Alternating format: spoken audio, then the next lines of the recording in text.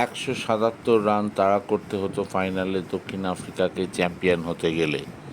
টি-20 বিশ্বকাপ ফাইনালে আজ পর্যন্ত এটাই ছিল সর্বোচ্চ স্কোর, কিন্তু পারল না দক্ষিণ আফ্রিকা। শেষ পর্যন্ত 7 রানে জিতে বিশ্ব চ্যাম্পিয়ন ভারত।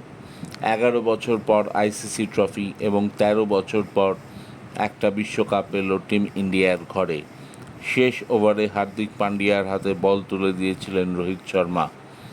প্রথম বলেই ফুলটস এবং সজোরে হাঁকালেন মিলার। প্রায় ছক্কা হয়ে গিয়েছিল, কিন্তু বাউন্ডারিতে সূর্যকুমার যাদবের একটা অসম্ভব বুদ্ধিমত্তা ক্যাচ ম্যাচটা পকেটে এনে দিল ভারতের। আর এটাই হয়তো টার্নিং পয়েন্ট। যদিও এর আগে ক্লাসেনকে দুর্দান্ত একটা আউটসুইং বলে আউট করলেন হার্দিক পান্ডিয়া। ক্লাসেন যতক্ষণ উইকেটে ছিলেন একাই টেনে নিয়ে যাচ্ছিলেন দক্ষিণ আফ্রিকাকে। শেষ পর্যন্ত তিনি থেকে গেলে 2 ওভার বাকি থাকতেই হয়তো ম্যাচটা জিতে যেত প্রোটিয়ারা। কিন্তু আজ ভাগ্য ছিল ভারতের দিকে, না হলে পুরো টুর্নামেন্টে ফ্লপ। বিরাট কোহলি আজ 76 করেন। সূর্যকুমার যাদব, ঋষভ পন্ত এবং অধিনায়ক রোহিত শর্মা রান না পেলেও বিরাট কোহলিকে সাপোর্ট করে গিয়েছিলেন দুই বাঁহাতি শিবম দুবে এবং অক্ষর প্যাটেল। তাদের অবদানও ফাইনাল জেতার ক্ষেত্রে স্বর্ণাক্ষরে লেখা থাকবে। আর সর্বোপরি জসপ্রীত বুমরা, তিনি না থাকলে ভারত বিশ্ব চ্যাম্পিয়ন হতো না। 2টি উইকেট নিলেন, 4 ওভারে দিলেন 18 রান।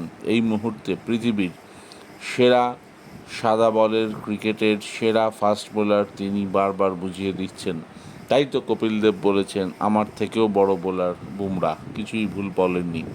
বল হাতে হার্দিক পান্ডিয়া পেয়েছেন 3টি উইকেট, হর্ষদীপ সিং পেয়েছেন 2টি উইকেট।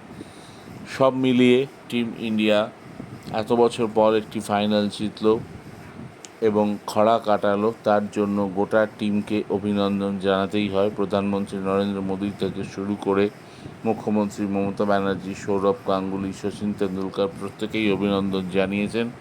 চাক দে ইন্ডিয়া বলা যেতেই পারে। কোচ রাহুল দ্রাবিড়ের ভারতের হয়ে এটাই ছিল শেষ অ্যাসাইনমেন্ট। তাকে আর দেখা যাবে না। নতুন কোচের খোঁজে ভারত। যা খবর, গৌতম গম্ভীর পাকা। এখন দেখার কতদিন পর গৌতম গম্ভীর দলে যোগ দেন। বার্বাডোস থেকে দীর্ঘদিন পর একটা বিশ্বকাপ নিয়ে ভারতের এখন শুধু ঘরে ফেরার অপেক্ষা। Check the India. আশা করি আপনাদের আমার প্রেজেন্টেশনটি ভালো লেগেছে। লাগলে অবশ্যই চ্যানেলকে লাইক এবং সাবস্ক্রাইব করুন। ধন্যবাদ।